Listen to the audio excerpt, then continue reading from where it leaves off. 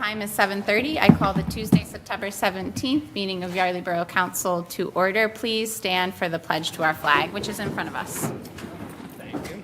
I pledge allegiance to the Flag flag of the United States of America and to the republic for which it stands, one nation, under God, indivisible, with liberty and justice for all. We have a long agenda this evening, but you'll be pleased for those gathered to know that we will pull the public safety items up to the top. Chief Kelly, please. Thank you, Madam President. The first item is the certification of our new civil service hiring list. Yardley Borough full-time police officers are designated by State Borough Code as civil service police officers. As such, the hiring, promotion, and discipline of these officers must comply with State Borough Code and the rules and regulations of the Yardley Borough Civil Service Commission. Currently, we have a vacancy for one full-time police officer created by a recent resignation.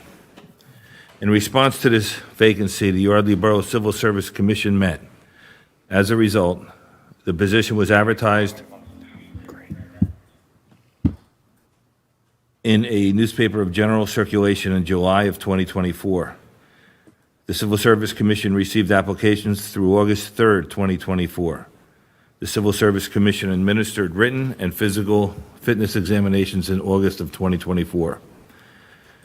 Under the guidance of the Civil Service Commission, oral board interviews were conducted with the assistance of 5 borough police chiefs from Bucks County. Our gratitude to the panel: Chief James Sabbath, Newtown Borough Police Department; Chief Joseph Moores, Bristol Borough Police Department; Chief Sean Perry, Pendle Borough Police Department; Chief Kevin Edwards, New Hope Borough Police Department; and Chief Rich Ciampia of the Morrisville Borough Police Department.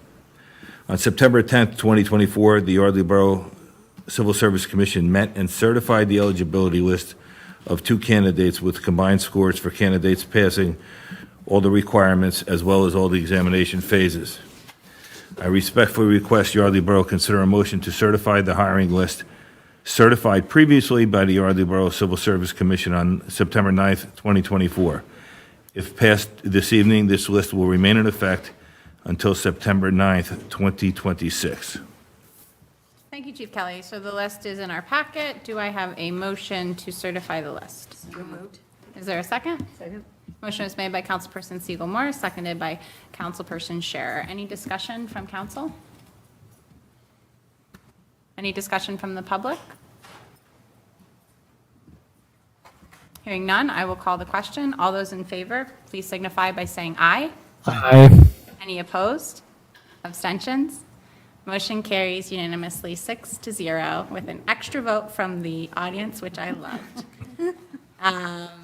Next up, Chief Kelly. My second item, ma'am, is the hiring of a full-time civil service police officer utilizing our new civil service list.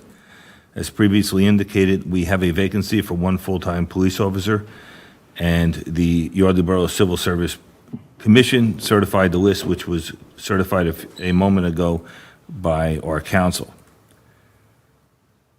The highest scoring applicant on this civil service list is Yardley Borough part-time police officer Joseph D. Martin.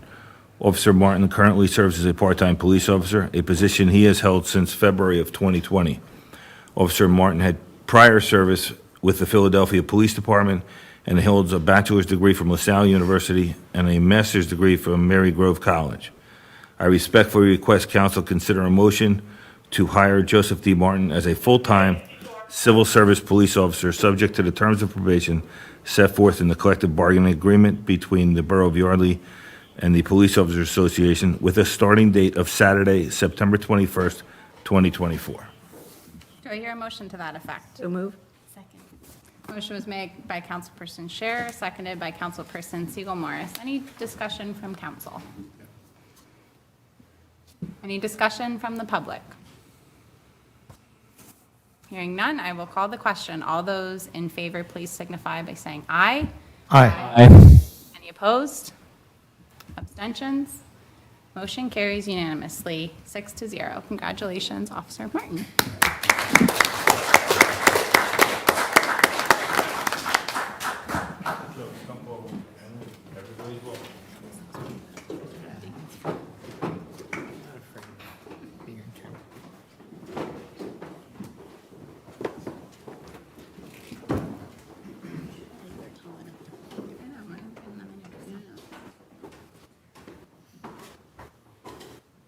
so let's, before we do what we normally do, let's hear who everybody is up here in front of us. So, Joseph. Awesome. Hi, Julia. Brother Andrew. Andrew. Thank you for your service. Who's that back there? Jude. My son Jude. Joe's godson Tommy. Tommy, you're the first one without a J. What's going on? It's cool. I like individuality. His mom, too. Nice to meet you. With Father Deb. Nice to meet you. Congratulations. Thanks for coming out and supporting. Okay, so we got to make this formal, right? We already did it once when you joined us as a part-time officer. Now we do it as a full-time officer. Congratulations. We're excited for you. So please raise your right hand and repeat after me. I, Joseph Martin, I, Joseph Martin, do solemnly swear do solemnly swear that I will support, obey, and defend that I will support, obey, and defend the Constitution of the United the States, Constitution of the United States, the Constitution of this Commonwealth. the Constitution of this Commonwealth. I will uphold the laws and ordinances I will uphold the laws and ordinances of the Borough of Yardley, of the Borough of Yardley, and I will discharge the duties and I will discharge the duties of a civil service police of officer a civil service police officer of the Borough of Yardley of the Borough of Yardley with fidelity with fidelity and to the best of my judgment and ability. and to the best of my judgment and ability. Congratulations. Thank you, sir. You got it, absolutely. Thanks, Chief. Appreciate it. All right, you guys can pause. Take some pictures. Everybody get in there and turn for pictures. We'll get some good ones.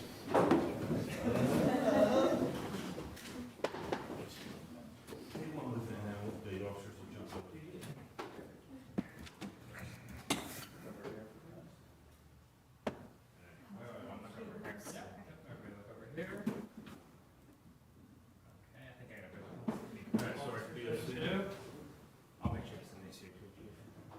Put your names in the back.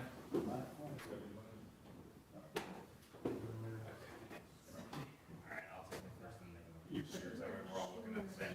Alright, so everybody look here first.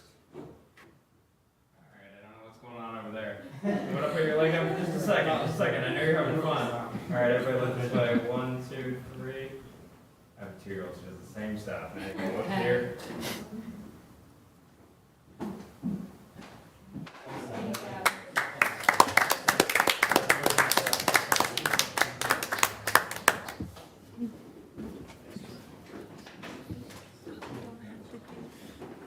Mayor Harding.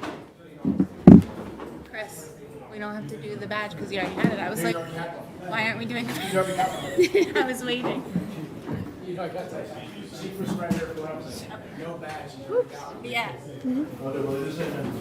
Chief, want to talk about Forget this every time. Lord. Yeah.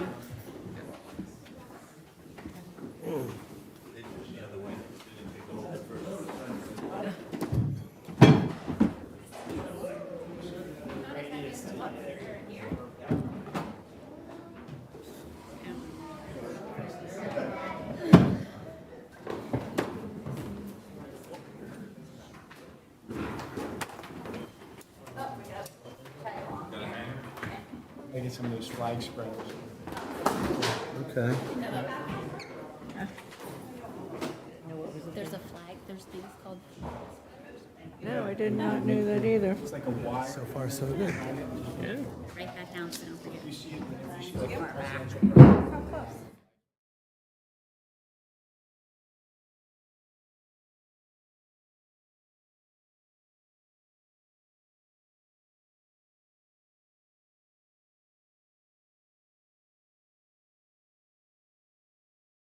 I have one in my office, I think. A borough one? All right, welcome back. Let us go backwards to roll call, please, Manager Johnson. What happened to our audience? I know. Ms. Thompson? Present. Mr. Stump? Present. Carlson? Mr. Finer? Present. Ms. Siegel Morris? Ms. Scher? And Mr. Applebaum? Here?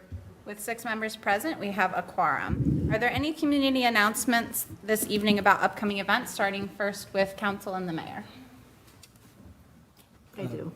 Oh, Go ahead. hold on a second. I just wanted to let people know that Friends of Lake Afton, unfortunately, will not be participating in Harvest Day this year. We will be back next year. unforeseen circumstances have just prevented us from putting it on this year. Will you be having a cleanup day? We will be having a cleanup day on October 26th, Okay. so please come out for that. Thank you. Councilperson Scherer. Councilperson Applebaum. The other share. Yes, so you bust my bubble a little bit, but yes, there will be Harvest Day this Saturday. We are anticipating great weather, and myself and Rich Wayne were on the mayor's show this afternoon, and I think we spoke to the popularity of this event, and not only that it's a community event, but one that the community it does participate in, and that's why it's so successful. So it's, as you know, in line with being the chairperson of Community and Economic Development, it's great that we have an event that reaches far and wide and attracts people here so that they can see what Yardley's all about and come back, more often than just once a year. So thank you. That's my Community announcement. point. Yeah, community announcement. Any other community announcements this evening from council? Community announcements from the public? Yes, Ms. Taylor.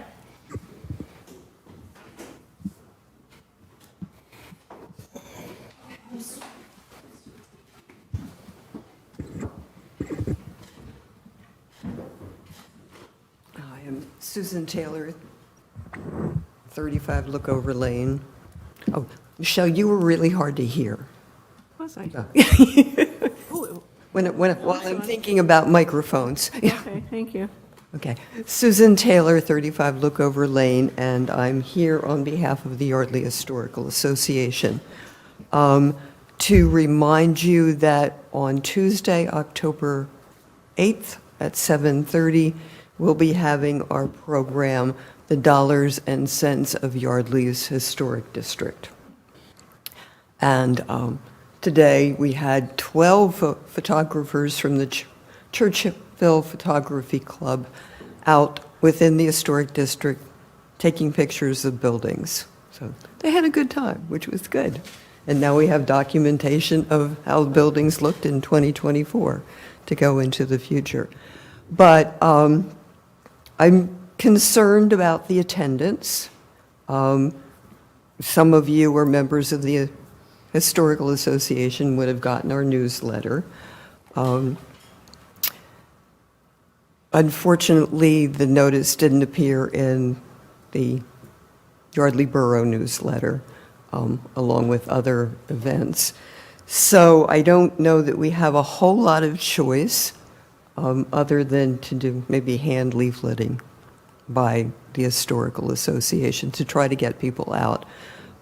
We undertook this program because the Historical Association felt that there was a basic waning of the understanding of why the district exists, why it's good, what you have to do.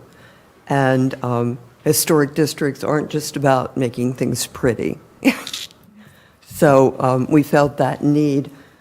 So I think long ago, we invited council, we invited borough staff, we invited HARB.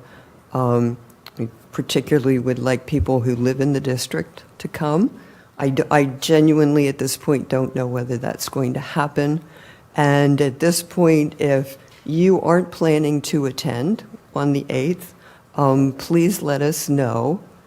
I feel that it's not necessarily fair to Megan McGinn, who's coming from PHMC in Harrisburg, to talk about the virtues and et cetera of the district, to come all the way here if there are not going to be people present who will benefit from the talk.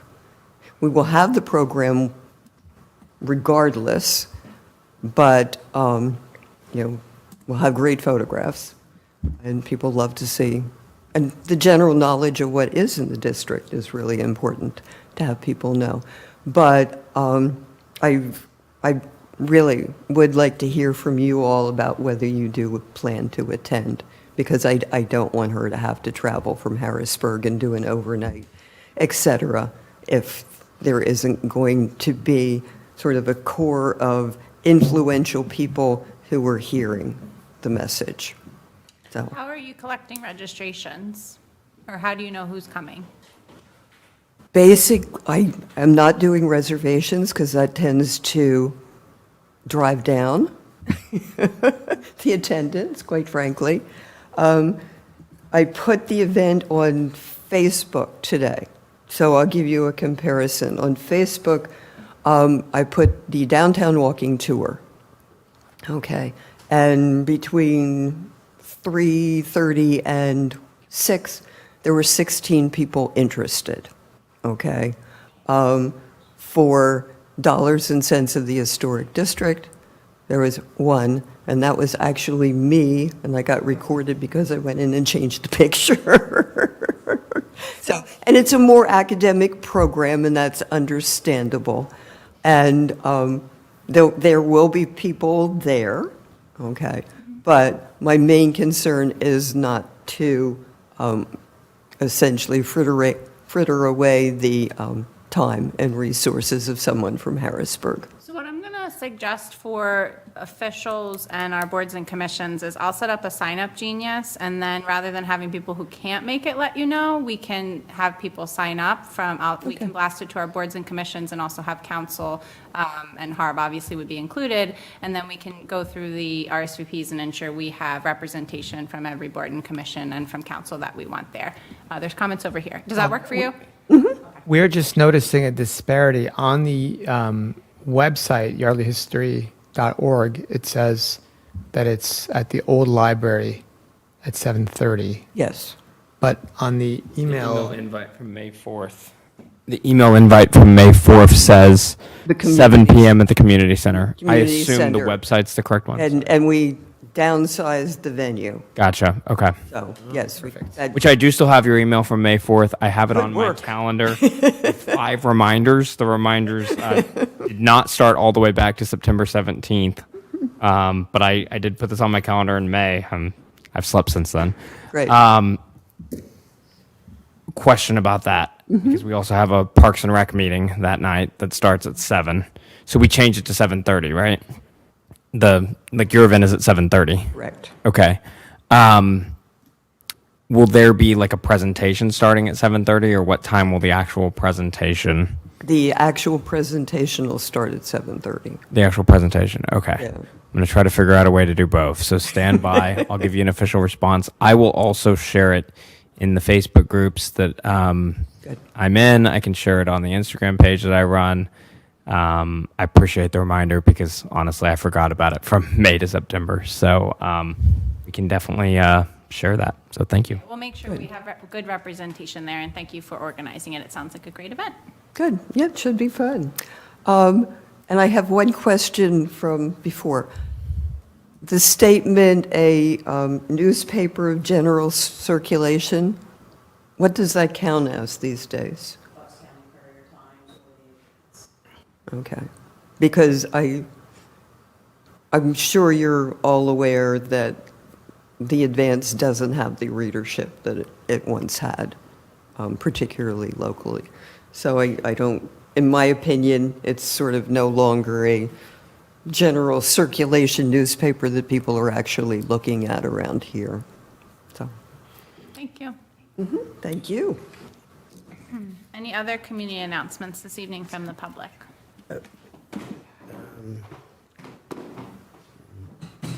Councilperson Applebaum? No, I'm sorry, next, All right, next up is public comment. This is the portion of the meeting where members of the public can address council on matters not on the agenda. We ask that you come forward, state your name and address, and keep your remarks to 3 minutes per item. Any public comment this evening? I do, if no one else does. Sure. Yeah, so many of you know that Yardley's favorite postal worker, Matt Wenda, is retiring on Friday afternoon. I've known Matt for a long time. He has gotten me out of a number of passport jams when he was in Morrisville, and I was really excited when he came over to Yardley, and his level of customer service, his affable personality, and just good humor, and just a great guy. I was sad to hear that he's retiring, but he shared some of his plans for retirement, and I was hoping to get a consensus tonight, if possible, to make Friday Matt Wenda Day, just this year, if possible. Is that something that we could entertain? I mean, not officially because it's not on the agenda and that would be a sunshine violation, but we could definitely do it unofficially. I would. Okay, can we unofficially recognize Matt? Does anybody have an issue? Otherwise, it will be accepted by consensus that Friday is, what would you like to call it? Matt Wenda Day? That was the best thing I could come up with. We have to put unofficial Matt Wenda Day, or how do we do this? It's a shame it's not a Wednesday. It is not recognized by proclamation of Yardley Borough, unfortunately. Yeah, but if it's on social media, isn't that more official? I won't, Why don't we just I put won't it- delete your post, Jared. There we go. We'll put it in quotes. Can I? I am a little confused, but see if you can. Sorry, I'm being funny. Not actually funny, but I think I'm funny. So I'm probably going to hear about this from my wife later tonight if she's watching. To tag on Mr. Applebaum, what you said about Matt, I was in there today and I saw some folks putting up a big card for people to sign, and within about 5 minutes of them putting it up, it was almost filled with people coming into the post office. And so the woman who put it up, who's a good friend of Matt's, is actually going to bring back more paper and just cover the walls so people can come in and sign the card. An idea that I had actually a few weeks ago that I think we're going to try to do. I'm doing this unofficially because of how short notice it is, but we can I post about it on my council Facebook page if I'm doing this, or if I'm doing it unofficially? Okay. So look on my council Facebook page, Councilman Jared Stump, sometime tomorrow. We're going to take up a collection for Matt. One of the things that I want to do, when he told me he was retiring, he said, I've devoted so much time to working that I haven't done things I've dreamed about doing my whole life. He said, I've never gone down to the Carolinas. I've never been to the Jersey Shore. I'm not sure if he's talking about Jersey Shore, Pennsylvania, or the beach that's less than an hour away. And so I wanted to take some of the money from this collection, buy him a beach chair, get him a beach towel, an umbrella, some fun stuff. He said he's never had Chick-fil-A, so I got to get him a Chick-fil-A gift card. He calls me Mr. Chick-fil-A because it's one of my clients. And then anything that's left over, he can just take and use to go have some fun.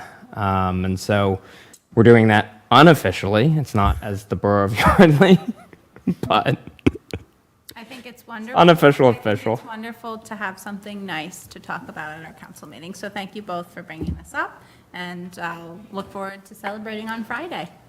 Unofficial. Unofficial. Wenda Day. Okay, any other public comment this evening? That might be the first ever public comment from the table, so that was exciting. Yes, Ms. Taylor. Can you come forward, please, so it can be picked up? This is just a little quickie about that. I also told him to stay offline because we're planning a surprise, and so he can't have it ruined.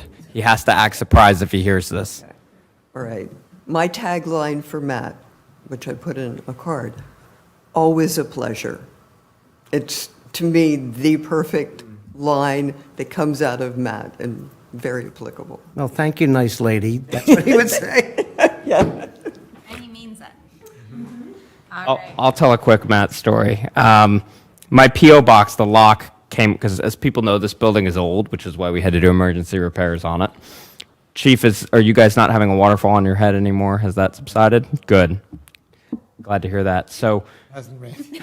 well, it's now not going to rain, and now that we got the roof fixed. It's like how I bought a generator, and we've had no power outages on my street for the last 3 years. Anyway, I went to put my lock in the P.O. box. The lock actually came off in my hand. Like, the whole thing came off. I went and showed it to Matt. I said, hey, this is the end of the day. I'm sure you have to call somebody, and, this is federal government, so I expect this might not be fixed for a while. He calls me on my cell phone 20 minutes later. I do not know how he got my phone number. I guess the post office has it. He has his way. He looked it up. He calls me and says, hey, I just want you to know I went ahead and fixed this for you. It's taken care of. I stayed late. I took care of it. No problem. It's all fixed. Wanted to get it fixed for you. I can't do a very good Matt impersonation, but I'm sure those of you who know him can hear him saying that in his voice. And so ever since then, I went, wow.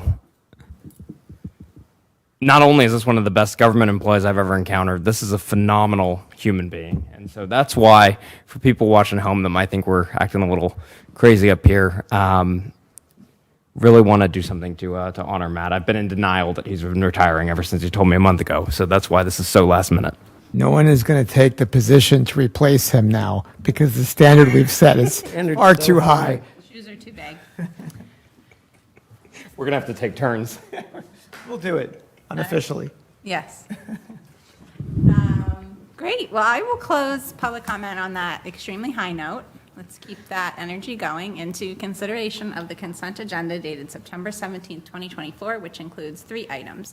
Approval of the minutes dated September 3rd, 2024, consideration of the Mary Yardley Bridge Pedestrian Bridge Replacement Payment Certificate number 6, which is the final one, and consideration of FEMA-funded 93 North Delaware Avenue Elevation Payment Certificate number 6. Does any member of council wish to remove an item from the consent agenda? Okay, I would entertain a motion to approve as submitted. So moved. Is there a second? Second. Motion was made by Councilperson Finer, seconded by Councilperson Scherer. Discussion from council? Any discussion from the public?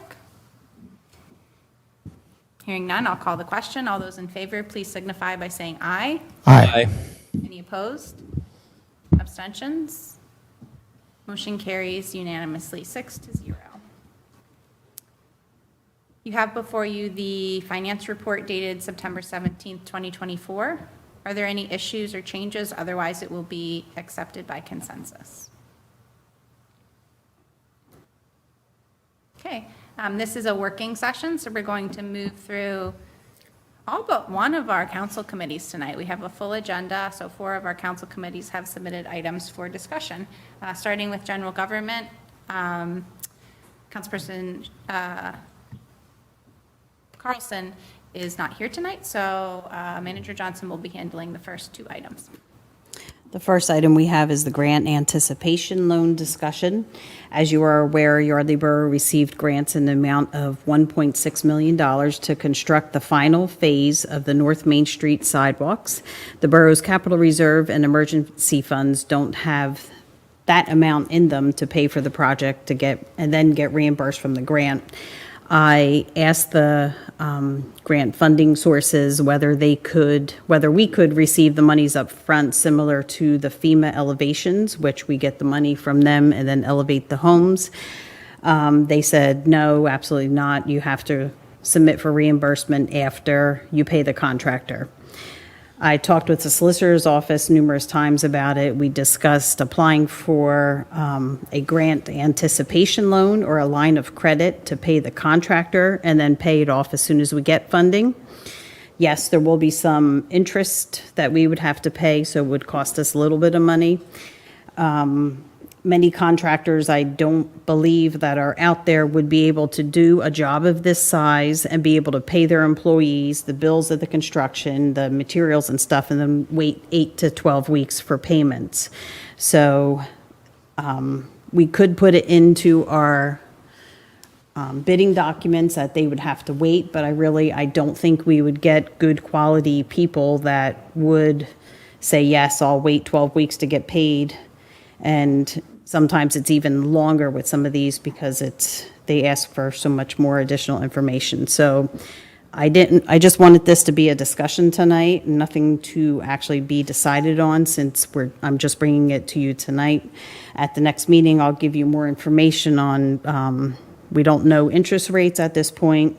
It's something that we could start the process now, get the line of credit, get it ready for January, February when we want to go out to bid, and then pay it off as soon as we get the money back. So I just wanted to see if council agrees with this plan. this is like one of these things where we have, we're on this year-to-year schedule, and we have things that don't work like that. It's very different than just borrowing money and for a long term. This is like, filling cash that we have the money, we just can't use it till the work is complete. So something like this, and it's very short term, because I think, if I remember other grants, between the time the work was done and the time that we paid it, that differential, we're talking a few months, correct? So whatever the interest rate is, it's going to be minimal because it's such a short period of time. So I filed under no-brainer. Thanks for looking into it so you don't have this problem later. Okay. And maybe it could be, sorry, one more thing there is that I think it's smart not to put it in the bid because we've had bids like all over the place recently, like really kind of crazy. And we don't want to like discourage the lower bidders from coming in. But once it's been agreed to, if we have a certain interest rate, we can always go back to the contractor and say, hey, look, we have this credit line for this much. Would you do it for less? And then we can just, because they may also have various sources of capital for things like that. So, it doesn't cost us anything to try that and to have the line of credit. Well, we've got it. So that's our backup. That's kind of like the ceiling of what we would pay. And again, we're not probably talking that much because a few months, but. To tag on that, Councilman Spiner, partially to answer questions that people might be asking at home as well as myself. So if we set all this up now, so got the line of credit secured, let's just call it December, and we're not breaking ground until May. We're not paying interest from December to May, correct? With our last line of credit that we got, we did have to take $50,000 out instantly. Okay. And then we put that into an interest-bearing account. We would put it into the Pliget Plus that we're in, which makes very good interest. So That's it just- might outweigh it. That's just kind of, they're all different, and we've got to look at them and shop around. Yeah, Newtown was very good with us. And that's who we got our last 2 loans with. Yeah, that's a new business. But they may have a set amount where they say you have to take this much out. Okay. So And if we're bidding in January, we can't wait until, we could get the process started and then sign all the papers. could we get a the little process started now and decide this is what we want to do and then hold on it for 4 or 5, however many months until we know for sure we're breaking ground in May? Or does that potentially cause issues that could hurt us? We have to see interest rates and stuff, and if Okay. if they could fluctuate. If we can grab a good interest rate soon, then we could jump on Well, it. I would say we should do variable if you look into it, just because the rates are clearly, starting tomorrow, going to be going down. So, it's in our interest not to lock in a rate. Unlike before we locked in, what was it, like close to 0? Yeah, it was like was less zero. than 2%. That we would I want to think. lock in. That's how we made Yeah. money. Yeah. But yeah, that's not normally the case. Right. Is PIB on your radar? I just Googled that, yeah. Yeah, Pennsylvania Infrastructure Bank. It's run by PennDOT for transportation-related projects. 2%. Okay. I'll send you this pamphlet.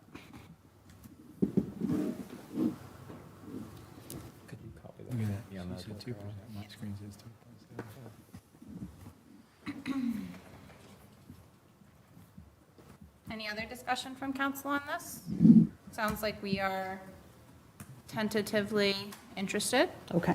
I mean, it's a necessity, right? So we gotta Absolutely. find a way to find the money, but finding the lowest interest loan will be the goal now. Any other comments? No, I think it's overall a good idea. It's just going to be how to do it, I guess, Any comments from the public on this? Okay, thank you, Manager Johnson. Okay, my next item is Joint Fire Services / EMS study with Lower Makefield Township. As we have been mentioning many times, the direction of fire services is changing in the future due to the decrease in volunteers and funding. Lower Makefield Township manager contacted us and asked if we would be interested in participating in a study that will investigate joint fire and possibly EMS services as well. They would send a letter of intent to DCED, the Governor's Center of Services, to request technical assistance to conduct a joint fire service study along with the township. I did include some links that I received from the manager of Lower Makefield. This would be at no cost. Its technical assistance is fully funded by the Commonwealth.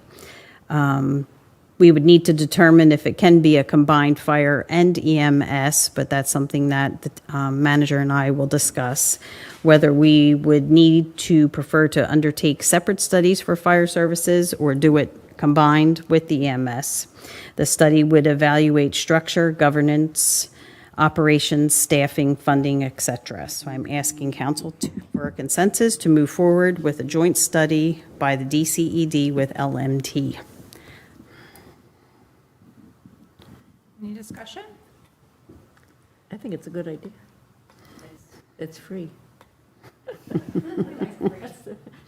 First you go with the free one, and then if that doesn't work out, you might want to consider another one and that we have to pay for, and we do so much together. Right. We already had the fire departments that are, kind of working together anyway, so I think it's a good idea. Good. Any other comments? Is the fire department funded by the borough now on some level? They do get some tax monies. But it's minimal. Minimal. Correct? I want to say Okay. like 20,000, something like that. So when we say we're moving in a new direction due to a decrease in volunteers and funding, is that, obviously this study is to move in that direction, but is the idea potentially that what they're looking at having to move towards paid firefighters instead of volunteer? That will be in the future. Okay. And that's probably inevitable on some level. Yes. Okay. It is happening across the state and other places as well. Yeah. Yep. All right, I think you have our consensus. Thank Perfect. you. I am done for tonight. Excellent.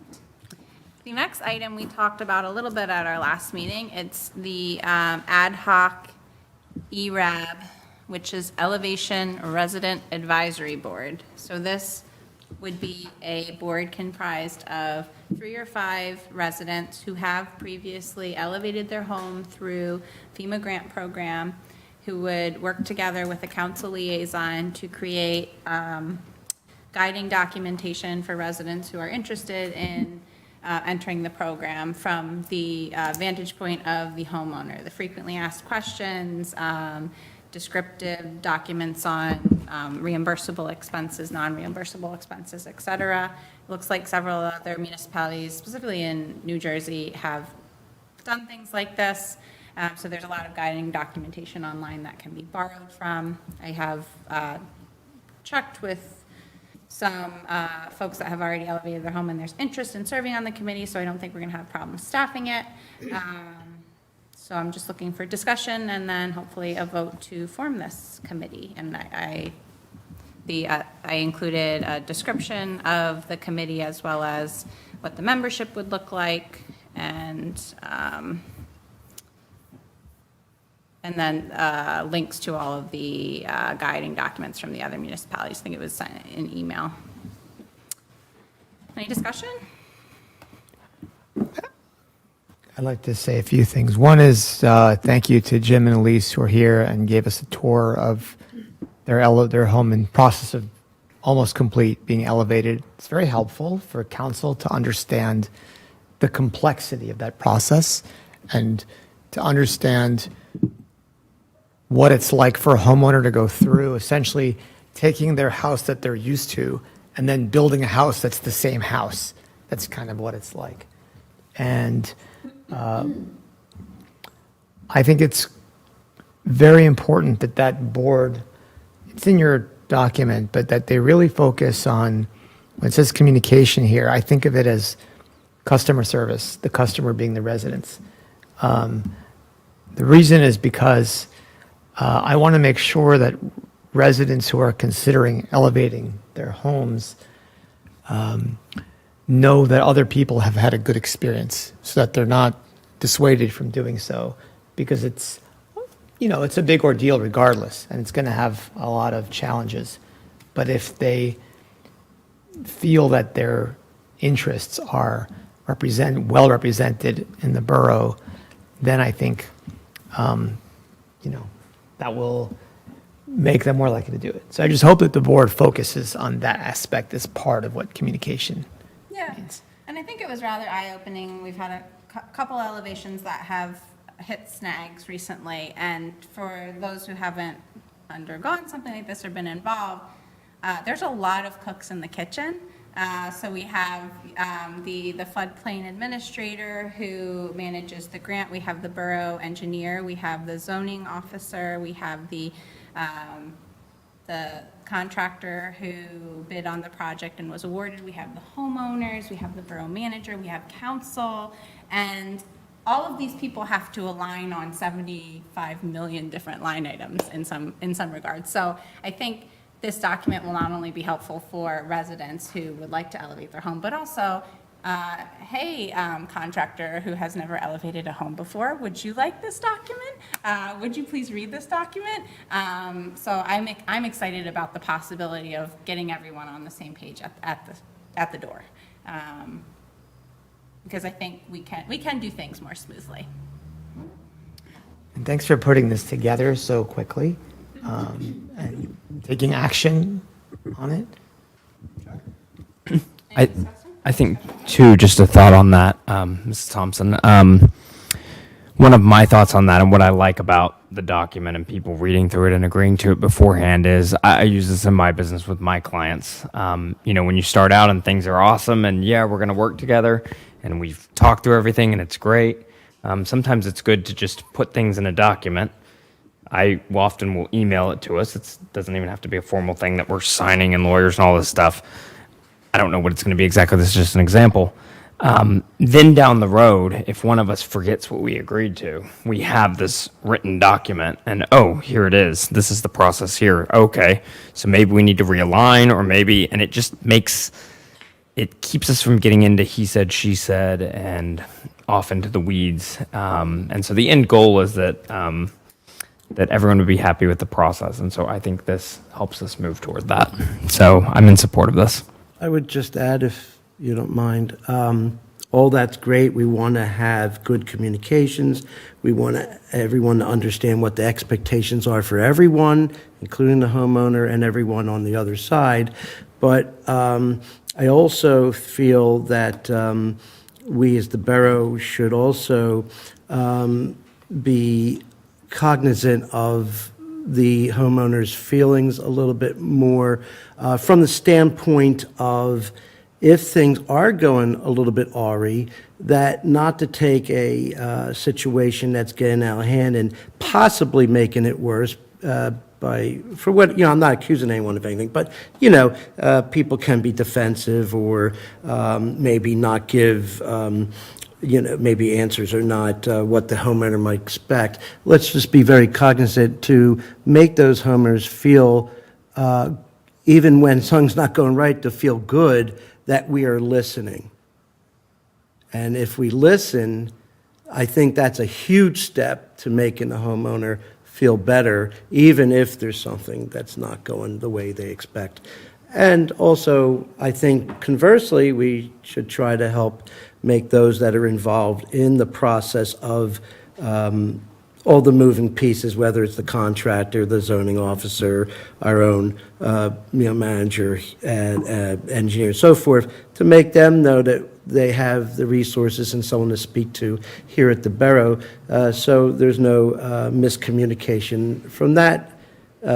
From their perspective as well, because I know what it's like to be on both sides, not from this process exactly, but just the process of having my own business at times and understanding, as Jarrett said, that a small problem could become a big problem, or we can learn to kind of de-escalate things and all walk away feeling pretty good. And that's what I hope for all future elevations.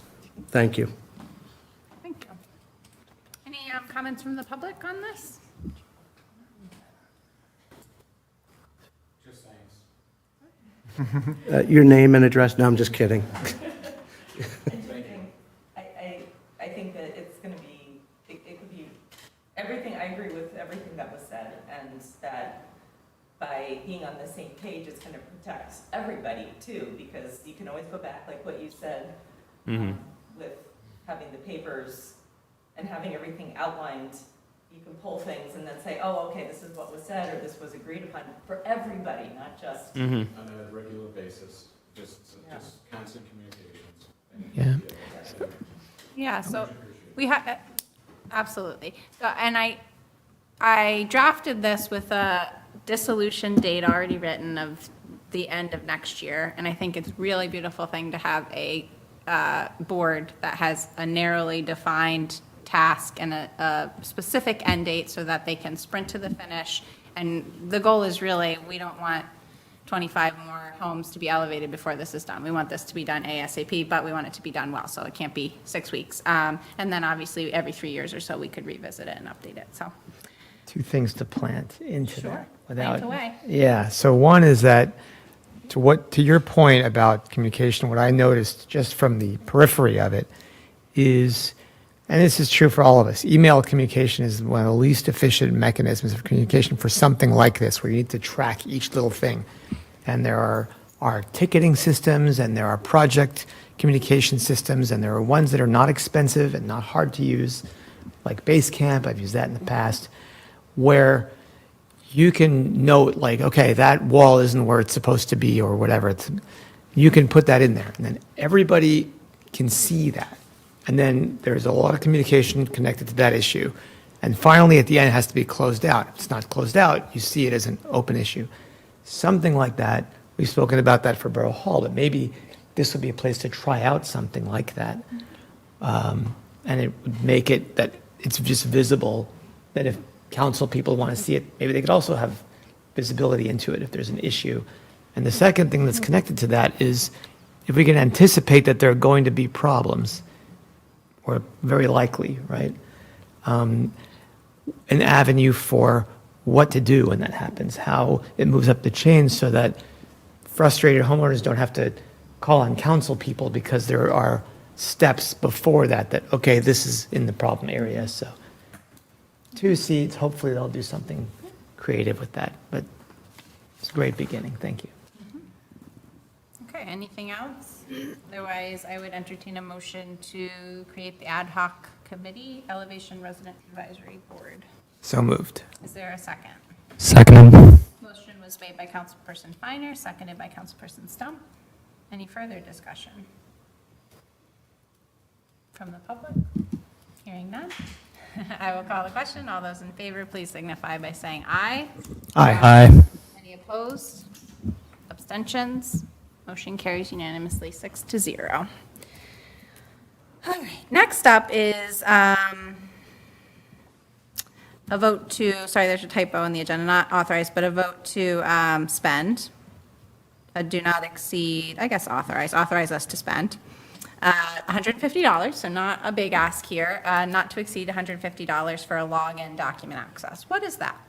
We had a working session in June, maybe, about tracking documents for council, July, I think it was actually, and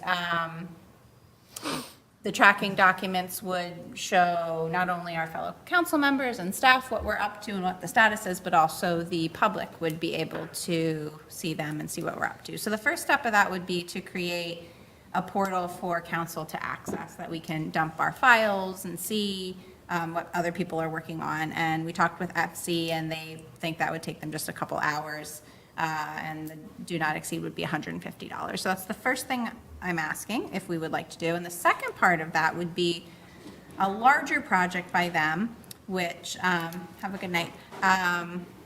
They suggested we write up an RFP, and we can do this in-house. We don't need to utilize any of our service providers to draft the RFP on a public access database that members of the public, our boards and commissions can also use. And the long-term goal would be having it integrated even with like our permitting systems, et cetera, to make response to right to knows, et cetera, super quick and easy as well once we're digitalized.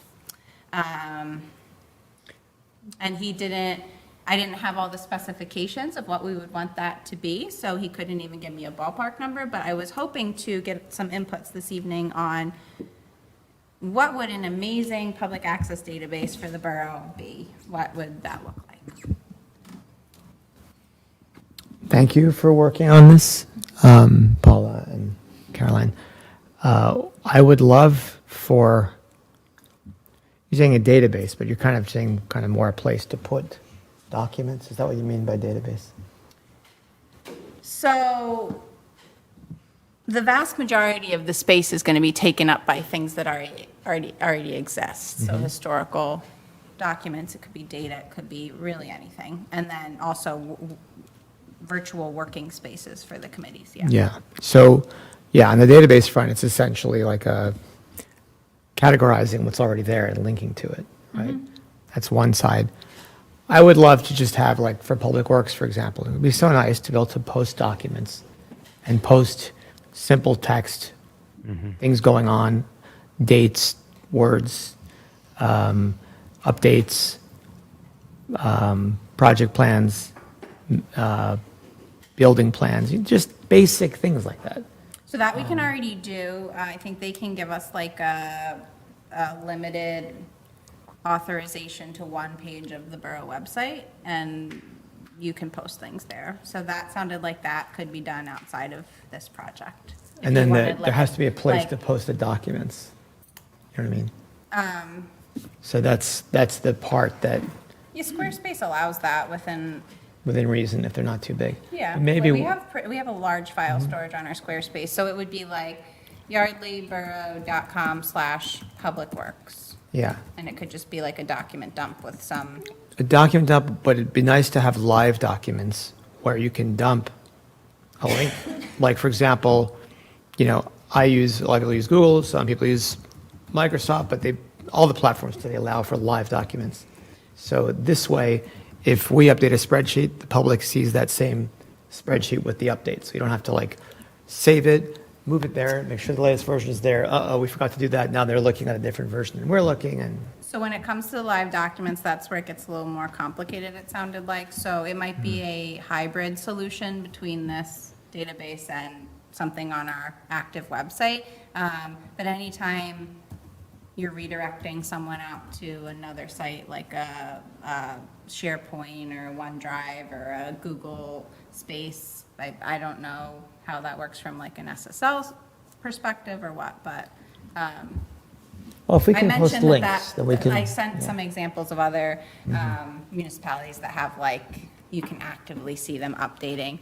And I guess it would just depend what our preferred platform would be for doing that. I mean, the thing is that I think that something to remember is that every person who here and every person who serves in the future, different people have different comfort with different platforms. So I think the point of commonality is if you could just post a link, then like if you could use the existing system, or if you want to put it, like if I'm comfortable in Google Sheets, fine, I can post a link to a public Google Sheet.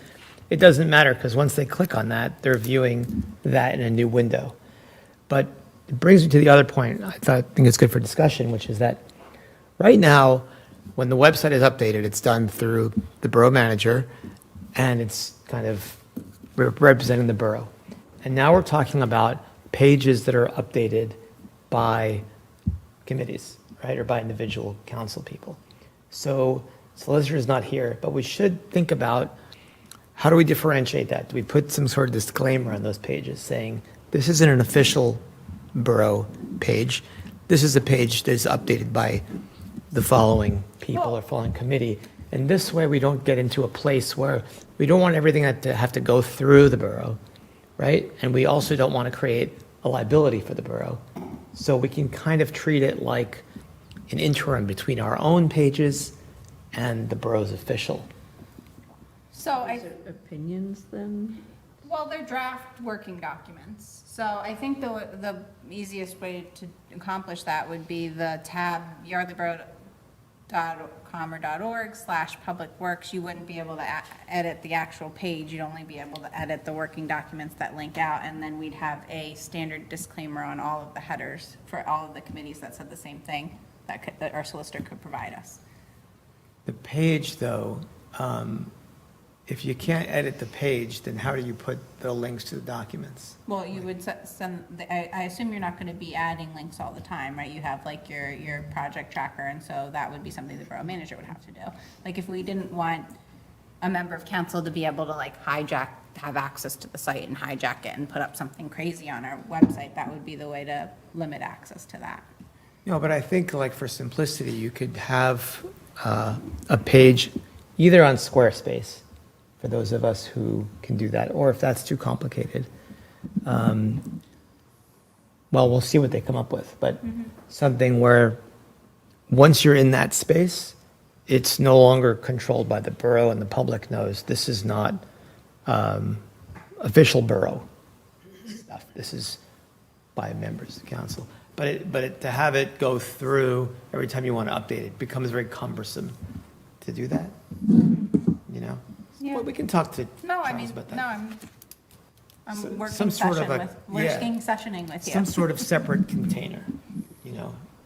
Yeah. I mean, the easiest to me is just to do it in Squarespace. It's already in Squarespace. But, and you can create a text page. It's not hard to use, but it's just that different people have different levels of ability. And maybe if they don't know how to use it, maybe, I'm just trying to think, different people, different skill levels.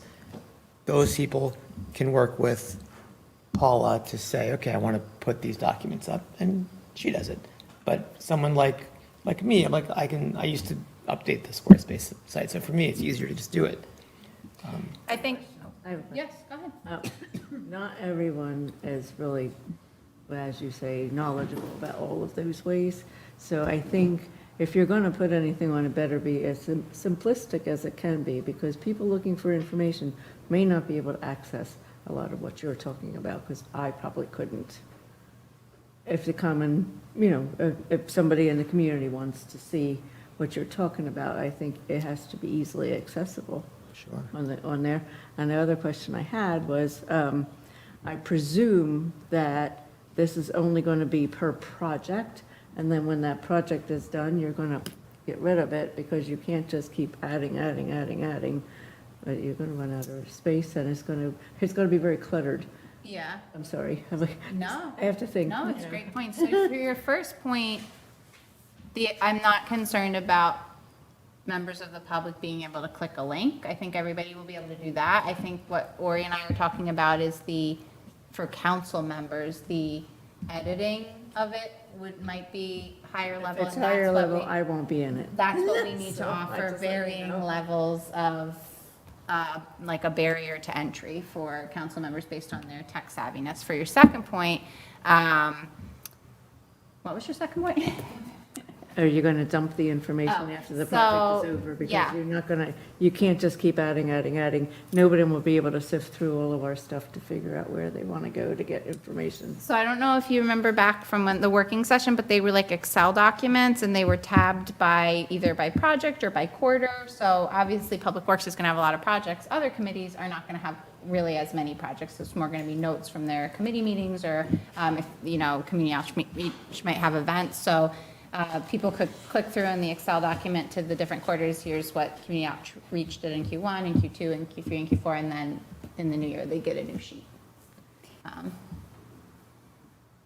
Isn't a lot of this information like available here and now during the work sessions, and then people can come here and contribute to that? And then if we're just putting it, I'm just thinking out loud, if we're just putting it out there, is that just going to then even further discourage people from coming here during these sessions when we're supposed to be having a public discussion? No. Or just offering them another way to sit behind a keyboard and participate without really participating? It's just thinking out loud. So, could be. There's no way we know that for sure. No, but I'm not envisioning this as replacing what we do during the meeting. So obviously, committee, working sessions alternate. So 2 months can go by without hearing from a committee, and there's a lot, I hope, that people are working on in 2 months. Maybe not, but hopefully we're working in those 2 months. And like the engineer's report, a lot of times he'll say like, any questions on the report as submitted? And we'll say no, because we read it and we have it. But the public hasn't read it and they don't have it, and that would be an opportunity to share more of that in-depth knowledge. A lot of the municipalities that have instituted these have, this was actually the main reason that we started looking into this. A lot of the municipalities that have more open records have less open records requests. So this was something when we retained our new right to know firm. They said the more you can put out there publicly, the better. It will reduce right to know requests. So we are hoping that by making more information accessible, we might save the borough some money. And like another example, just to answer to that, is when we went door to door on North Main Street to talk to people about the sidewalk, it was like 30 or so houses on that side of the street, plus 30 or so houses on the other side of the street, plus everybody else in those areas. You know, people are really busy. They don't necessarily have the ability to come here. And even if they do, there are a lot of like updates with those projects. There's the ability to see things like the overall plan. Maybe you haven't thought about something, but then, oh, what was that plan again? And you go and you know you can go to this one place. Or where is it at with the milestones? Where are we at right now? Instead of bothering or sending out lots of inquiries and using up Paula's precious time, if they could just self-serve themselves the basic info that they need and being able to be kept up to date by just going there and seeing what's new. I know I've certainly done that in other municipalities when I was wondering about projects happening. I think it's complementary to coming here, not a replacement. Mm-hmm. So I think it's low risk, potentially big reward to spend $150 and see what this looks like. If we hate it, I feel okay with wasting $150 trying to tackle right to knows and tackle our communication barriers that we have on council, but I might be alone in that opinion. So yes. So I appreciate this very much. As you know, I'm fully supportive of more transparency for the same outcomes that you mentioned, especially reducing, the right to know request, because I feel like the more you get out there, there's transparency, there's trust, and it's less trouble for the borough manager and all the staff people. The $150, yes, you're right, it's not a lot of money, but I'm wondering if we can take just a little bit more time to submit some thoughts about what, because it's not that I'm confused, because I've, in my industry, this is something I do quite often, is build these document management system. So we're always using Microsoft 365, and and some people use Google Docs, like Ori had explained. I am less familiar with Squarespace system, but I think that we probably should consider something for the long term.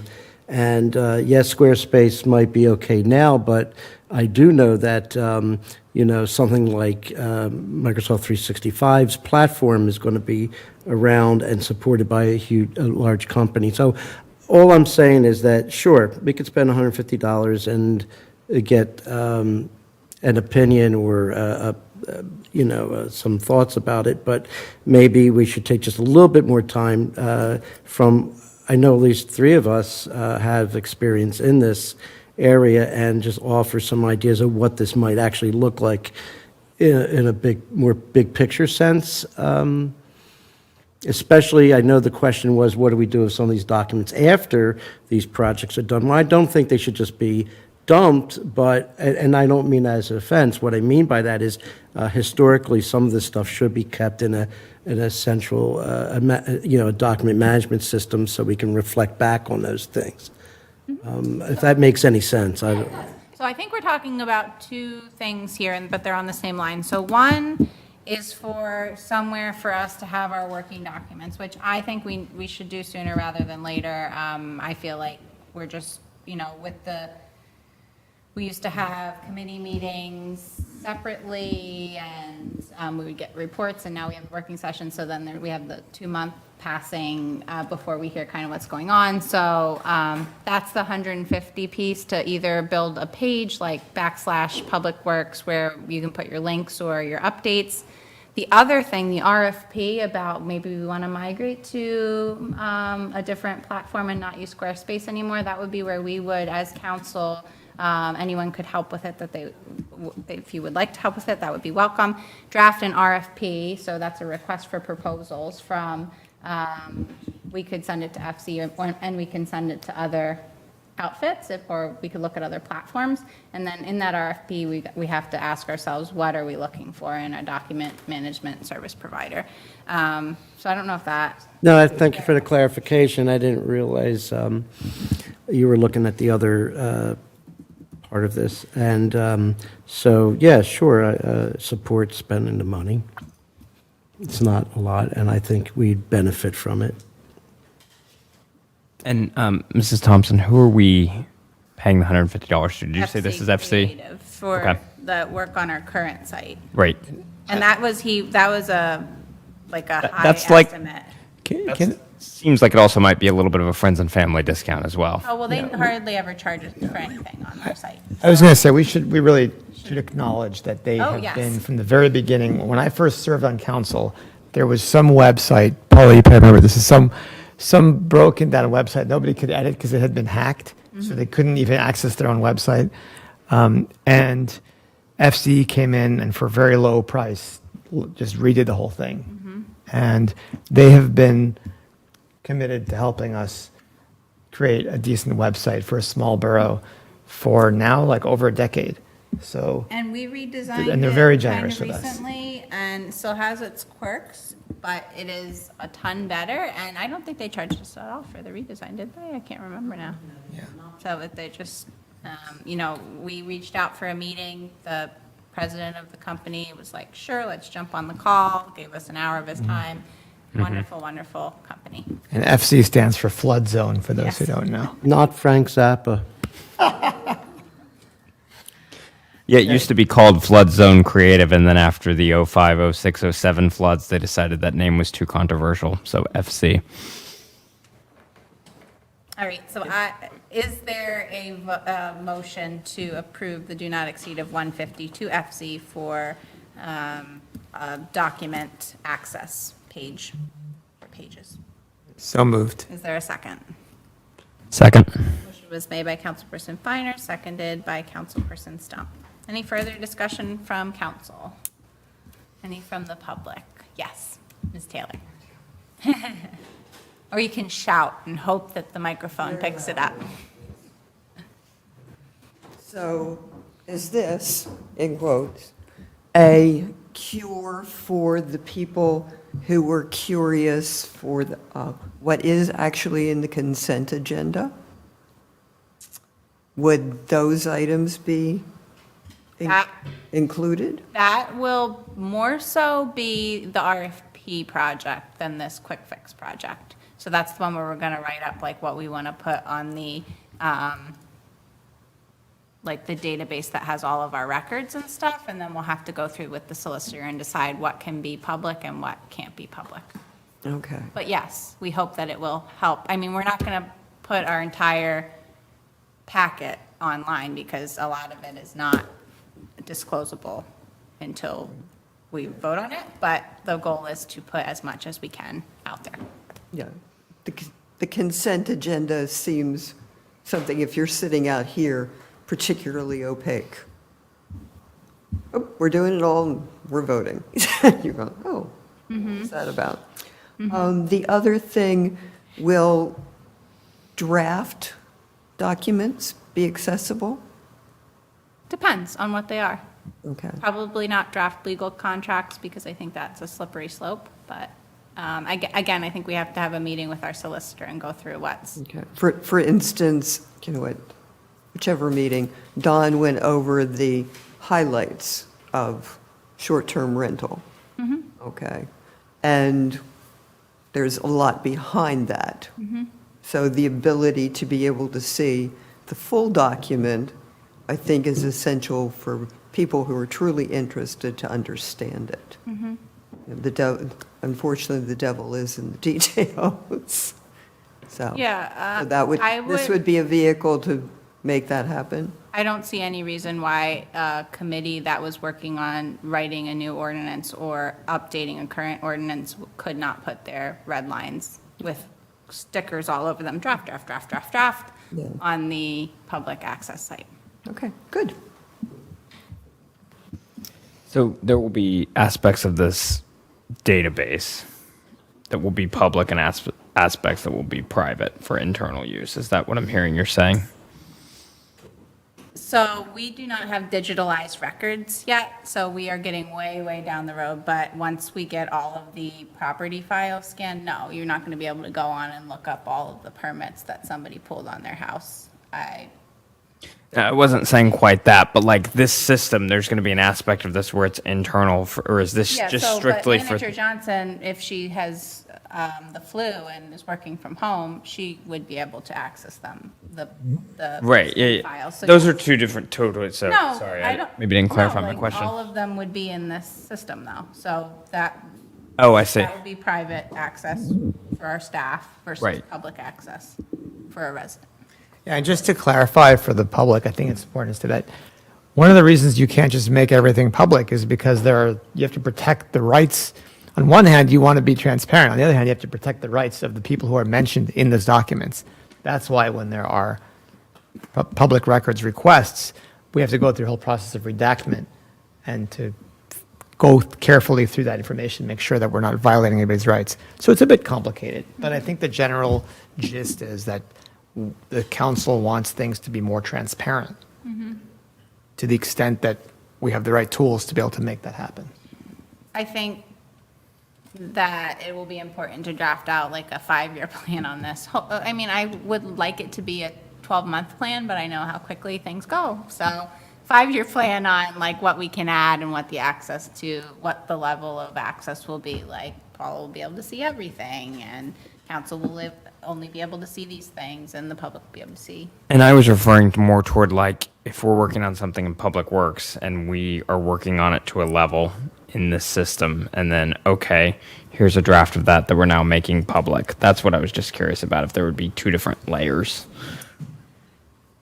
Whatever process everyone's currently using to get work done, this isn't. That's going to stay our problem. That's what I'm trying to ask. Really take over for this, but you are encouraged to update your public documents. Gotcha. Okay. Working on, yes. That's just what I wanted clarify. Not that it even matters per se. I just wanted to have an understanding on what we're talking about here.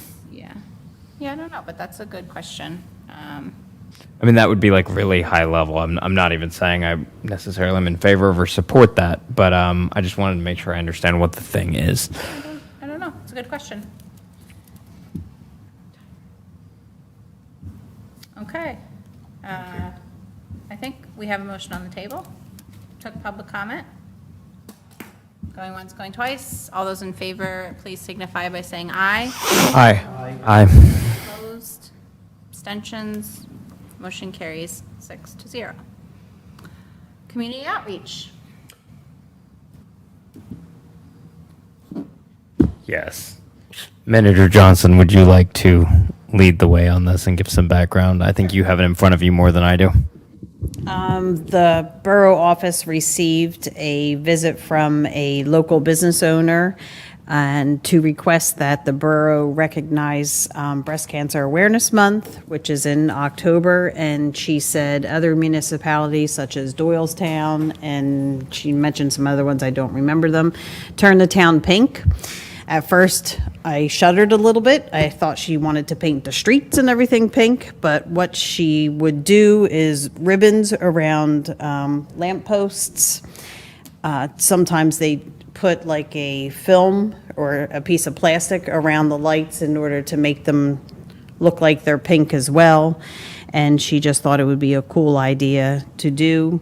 I sent this information to community outreach so that they could talk about it and make a decision, because I feel this is a change to our town, whether it be a month or a year or anything. Any changes, I think, should come before full council.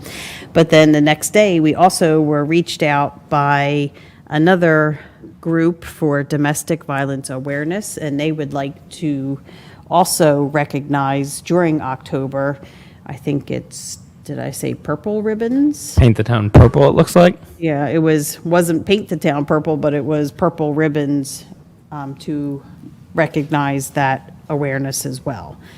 So, I have brought this up before. I think that celebratory banners, commemorative events, vigils, proclamations for Black History Month and Pride Month, all things that we should do, but I think we need to be more organized than how we currently are, i.e. sit down at the beginning of the year and map out who gets the lampposts in January and who gets them in June and who's going to be responsible for putting them all up and taking them all down, and is the organization going to pay to hang the banner? Or are we going to pay for it from taxpayer dollars? Because we've had some quick changes of flags and quick changes of banners because we've been double booked. So I think we also have to be prepared for one day organization to walk in here that we don't necessarily agree with their mission. And by approving everything, we run that risk of them saying, well, why not me too? So potentially some sort of, if you want to take up borough space, you have to be, I don't know. Do we need some guiding language here on ethics of your 503C or whatever? That's not the right words. 501c3. 501c, that's my 501c3. retirement plan. 501c, there you go. 1K. And it looks like the Paint the Town Purple is a 501c3. The pink breast cancer awareness is a local business. And first off, I just want to say, for the record, these are both very worthwhile causes. We are not discussing the worthiness of a cause. I'll say my thoughts on the matter. This was an email I sent last week to Manager Johnson and Councilwoman Scherer when we were discussing this in community outreach. And I said, I support the underlying causes. However, pink ribbons and pink lights and purple lights and Halloween decor and political signs. October in Yardley will be very interesting, to say the least. And Halloween. I put that under Halloween decor. Okay, right. I originally liked it, it's just, I like the idea. Yeah. And the more I thought about it, I thought, there's so many people with cancer that just to pick Breast Cancer Month seems unfair. I mean, we all support it, but it doesn't have to be all over the street. And once you open up Pandora's box and allow one, nonprofit group, that's raising money for cancer, then where do you stop? I think it could become a problem in the future. If I was going to support anything for cancer, I'd say May is Cancer Research Month, because that kind of involves all of the cancers, but you really can't pick a color, because I looked it up and I think there are 57 cancer support groups, and they all have their own color. So that could be a problem. So I just think maybe we shouldn't, it's not that we don't like it, but I don't think as a borough, as a government, that we should be, starting that, because I think that it has no end. It's not that we don't individually like it. It's just that I don't think as a borough we should probably start that. I think there could be later on down the road where we'd be like, oh, what did we do? I think your point is interesting, because actually both of your point, Michelle, and your point, Caroline, were just about having some standards and the complexity of knowing what is something that we approve and what isn't. And I think hearing that, it makes me think that it just needs to be case by case. Maybe we could develop standards over time. Maybe something of more local interest is more valuable to us, so maybe we can create some sort of guiding principles around it. But that probably we're going to have to just sit here and say, this one makes sense, this one too broad or too outside. And I think it's hard to like create rules for all of it because this one is so, Right, on the but line. even if we ever did decide to, I don't think we should do it hastily like now for next month. I think that's something that we should take our time and decide whether we want to or not. I think it's not a good idea to say, ooh, we need to hurry up and do this now. That no decision, I don't think, should ever be made that hastily. So I think we've had, over the years, this kind of conversation. I think everybody's kind of having the same concerns and the same benefits, right? We all want to do nice things.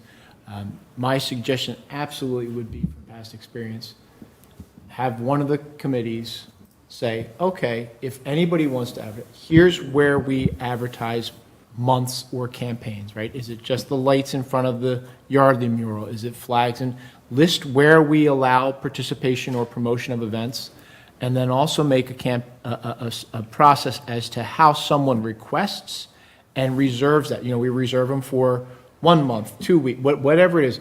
Have some formality, because I absolutely agree. We all want to promote good causes, and right now it is kind of scattered, right? I mean, we put yellow and blue lights up on the Yardley mural for a while. There is an organization about violence to small children that decorates all of the, so we don't really have a fair policy right now.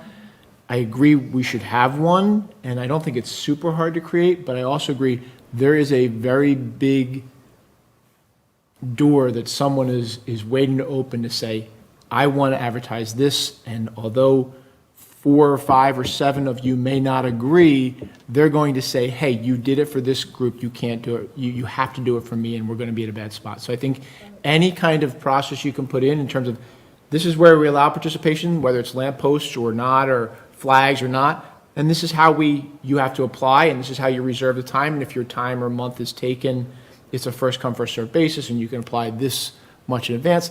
I think some guidelines would go to helping you guys try to avoid any really bad situation down the road. Can community outreach draft that? I'm sure that there's another municipality that has something like Yeah, that. and I don't think anything's going to be perfect, right? I mean, you're going to learn, and there's going to be loopholes, but I'll come to you in 1 second. I assume we do not allow the town paint to put ladders up and climb up and hang things themselves, right? It's a liability, so that's a cost to us every time that happens, right? So I have a few things to clarify on that, but finish your thought and then I'll jump in with No, some that was questions. just my question, like any time that we have somebody who wants something hung on our lamp posts, there's a cost to us, at least in people power hours. There might actually not be though. So first of all, just to clarify, I misspoke. I said it was a local business owner. A local business owner brought it to our attention. The Paint the Town Pink is actually through a nonprofit called Main Street. They're also doing this in Doylestown, Newtown, Peddlers Village, Percy, and New Hope. And full disclosure, the business owner who is in support of this was going to be here tonight. She reached out to me last minute, said she couldn't be here. She's watching online. Since we don't have a system for people to call in, I told her she was welcome to text me during the meeting. So that's what I'm reading. So there's multiple businesses that are already taking part themselves. Just they're doing this regardless on their own private property with changing their lights pink. So, and those are Cressette, Gina Rose, Spire, Pana, and Commonplace so far, maybe more. And they also, the organization, the nonprofit, is fully insured. They provide an insurance certificate, and they actually put the film on the lights and then remove it when it's done. So we don't do anything. We just have to approve it. They need a letter to put them on the lights. Well, so they provide the labor, and then they provide the insurance to protect their laborers. So Hold 1 sec, I'm going to go out to kind of this working session, so we're Ms. Taylor and then Councilperson Apple. Okay, I will be loud. How's that? Beautiful. All right, so you struck on it right now. One of the factors has to be impact upon the borough. The cost of the film. Right. The film. The other is enforcement. see lots of ribbons on poles in towns, and one of the saddest parts is when the ribbons are up too long and no one has taken it down, and the whole spirit of it deflates because no one has taken the time to take care of it. Personally, I'm not a big fan of film on lights. I witnessed it in Doylestown, and it sort of makes the whole town look a little strange. I've heard of a red light district, but that's ridiculous. Isn't there a visibility issue, Chief, with that? I mean, lights are crime prevention through environmental design, so anytime you diminish them, you could fundamentally lead to a bigger criminal problem. They're there for a reason. They're there for light, Sure. visibility, and awareness. And then once you let pink be on there, well, you could have other colors, it would be much worse. That would make it even dark outside, yeah. Councilperson Applebaum. So, first off, I want to say, what a great idea. I don't even know if you realize what a great idea you had. It was a good idea, absolutely. It was yours, yeah. I love the idea. It was a good idea. I absolutely realize it. Could that go down on official record? Yeah. Chris Harding, 856-917. My opinion is what you said about the change in lights in the on Buttonwood Drive suddenly struck me as, why don't we just limit it to that area and people can first come, first serve? We change the color of the, well, someone can change the color of the light. They're still blue and That yellow for usually is- Ukraine. And that usually is me, because I noticed that the yellow and the blue lights were starting to die, so I went up there and I started putting other colors in, so I don't mind continuing that. Do we have With the, all due respect, there's events that you have led that have been more than lights. The Pride events want flags, Black History Month has had a flag, so we have to incorporate all of that. Well, I don't want to mix the two exactly. I'll tell you why, because Juneteenth is a national holiday, so that's why I think that's legitimate. And the pride flag, well, we went to a lot of trouble to pass correct me if I'm wrong, civil, yeah, non-discrimination. So I don't want to argue about that. And I didn't mean to here. make it sound like I was saying one is bigger than the other, but I'm just saying there's a couple areas in the borough where we honor different Right. times, organizations, dates, things like that. I think we could put a list together and say, these are the places we can celebrate some. But that's the way I think we can cut down on some of the issues that might come up, because if we limit it, then, we know exactly. Your great idea, by the way, I wanted to mention again. Thank you. About limited to certain areas, I think is actually genius. so it sounds like what we're saying here, Mayor Harding, you're saying we have these spots on Borough Hall where we have flags. And Mr. Applebaum, you're saying we have the lights in front of the mural versus every street light in the whole town. Right, you don't, and that helps with the purpose of the lights, as the chief has said, and I agree. How much film do you want to put on there? Some of those lights barely put out a few lumens, let alone enough to And Councilperson Stump, with all due respect, if council decided that the lights in the business district was something you wanted to approve, then that's something you decided. But I think if you have Sure. when an organization reaches out and you say, these are the areas we participate in this, Right. and this is the process you need to go through to get involved with our participation, then I think it just, a little formality allows you a little bit more control. I would agree with you on that. Thank you for that. So one thing I will say in terms of when these two requests were submitted, the Main Street pink did come in first. September, I think 4 days before the other one did. I did receive another clarification. The breast cancer is just lights. It's not ribbons. So one is lights, one is ribbons. So there's not a competition there. And I'm just outlining stuff. I don't have a set opinion on this yet, which is why I said we just need to talk about this. So two directions we could go. I mean, one direction, we could just say, you know what, we need to table this for right now and come up with a plan. That's one way we could go. Another way we could go is we could go with the one that reached out to us first, or we could do these two and they could potentially be non-competing. It does seem like they are widespread. Other towns in the area are doing this. I guess what I'll say on that, not necessarily to endorse it, but what I'll say is I completely agree that we have to have some sort of a plan. At the same time, I'm also willing to potentially, if council agrees, give something a try now, maybe even with the caveat that we're going to give this a try and then we're going to reevaluate. And maybe that helps us come up with creating our document. Because if we're creating a document around something we haven't done yet, and that's where I'm not diminishing your point either, Chief Kelly, that the visibility could be a concern.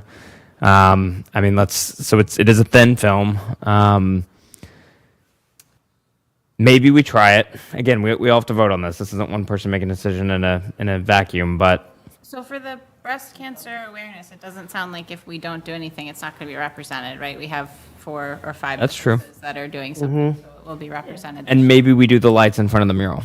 Maybe that's a compromise, the hanging string lights. I just wanted to, I don't know if anybody looked at their website. It just says, our nonprofit is a collaborator and advocate of local businesses.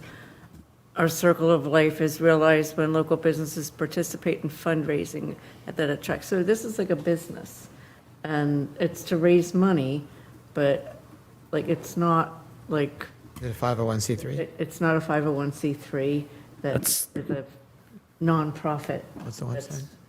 Raising money. I don't know. My understanding is it is through a nonprofit called Main Street, but of course, when you Google Main Street, you get a lot of results. No, It I does got actually the- This say is their website. your local breast You know what the- cancer nonprofit. It's, Can you, I'm sorry, I didn't mean welcome, to well, look over do you shoulder. know what the website is? Main Street What's it called?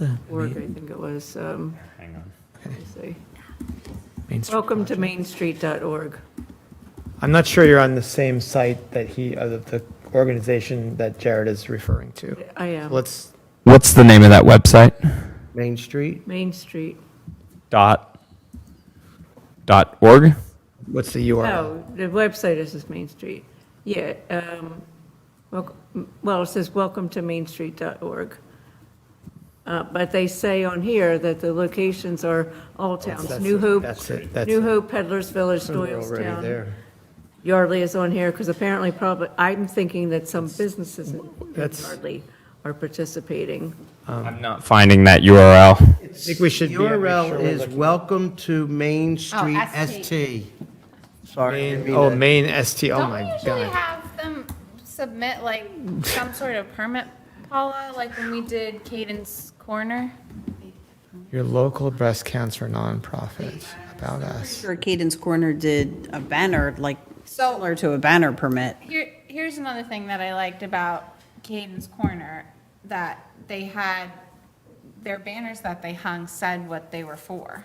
Like, I feel like I'm gonna see purple ribbons and be like, what's up? Like, and I don't even have anywhere to go, like, what is a purple ribbon for? Because I'm sure it's for many things. So are we really raising awareness, or are we just putting purple ribbons up? Yes. So just long-term, like, think how beautiful it would be if one of the spots we dedicated was the Yardley mural, and we had something installed there that said, hey, this is what the lights are dedicated this month, a sign, a little, I really like that. or something like that, like, this is the organization that's sponsoring these lights. And again, that's not the only spot we could have it, but I think, again, some control. I am always a fear of, there will be someone to come here and say, I want to do this, and you said Sure. yes to them, you can't say no to me. So if we can have a good spot, I mean- say who's promoting it, it'd be a great way to advertise the organization. So to play devil's advocate on that, though, if we say yes to something, does that actually mean legally? I know we don't have the solicitor here, but does that mean we have to say yes for all of time? Or if something gets out of hand, can we make a formal decision? So I am not a solicitor either. I will tell you my experience. We have to vote on that. I wanted to fly a carry the load flag at Borough Hall years ago, and I Okay. was told we couldn't even go down that path, and I get it. Gotcha. Because what if an organization that most people would not agree with would come in and say, we want to fly our flag? And the thought was that we would have a hard time saying no at that point. So again, I'm not a solicitor. Right. But You're at that side of the table, though, and you're wearing a nice suit, so that's why I asked you my question. I need to move a chair over and I Yeah. can be Andrew. And just to kind of follow up on whether it's a nonprofit, it doesn't say, but it has a donate button, and it does call itself a nonprofit. for nonprofit details. Right, but it doesn't say We what, have it held- doesn't say, Family nonprofit. but it's a nonprofit. It does not say what if it's a 501c3 or what the specific, I'm telling you, if it was, I'm sure they would say that. but they are We saying they're have helped nonprofit. 2,000 breast so. cancer patients and donated over 500,000 and helped create a fund out-of-pocket patient relief, home food delivery, and treatment transportation. So the answer is we don't know, but they're claiming they're nonprofit, so. I'll tell you in 2 seconds. Give me a second. I know where to find out. We're on their website, Yardley, already. I mean, whether it's nonprofit or for-profit, I mean, Great. Really changed. I think that is helpful information to have, but I'm in support of if our local businesses want to do something, we can support that. I think the main thing we're talking through is it's not about the either of these causes itself. No. It's about what we're. But that's where again I'm kind of. Personally, I'm fine if we do bulbs by the mural and let the businesses do their own thing, obviously, for this year until we have a policy. But I don't want to do any more than that. So you don't want to do any more Like after this. and then make a policy afterwards to see how it goes. You would rather make the policy first. Well, I'm saying I'm fine with putting 2 bulbs by the mural. Right. They can have 2 bulbs. No, I They don't get all the bulbs. They One only bulb get for 2. every cause. how many are there? Like A lot 20. more than 2. There's 20 that are yellow. Lights in front. They're individual. They're string lights. I thought you meant the lamp post. No, the actual light bulbs that are there. Okay, so they so wait, Caroline, though you just in misspeaking, you brought up something really interesting that is also genius. What if we did the street lights in the Buttonwood Park area? Isn't that all? There's part of me that wants to see how this looks because this is going to aid us in doing. Do we do this or do we not do this? Ms. Taylor, and then I'm going to force us to make a decision on this. Okay. Go to a municipality that's done it. Well, that's also. That's your easiest test. Well, Newtown is far. It's like 5 miles. Okay, so And if, the other thing I'd like to Yes. say regarding what the ribbon's for, I think that nearly every one of these organizations now imprints the ribbon. okay. So it's not just pink or purple, it'll say teal for Right. blah, blah, or cancer, blah, blah. Never heard of blah, blah, blah. Okay, sounds good. Would anybody like to make a motion? What are we making a motion for? Whatever you would like to try to get your colleagues to vote for, you can make that motion based on the conversation we just had.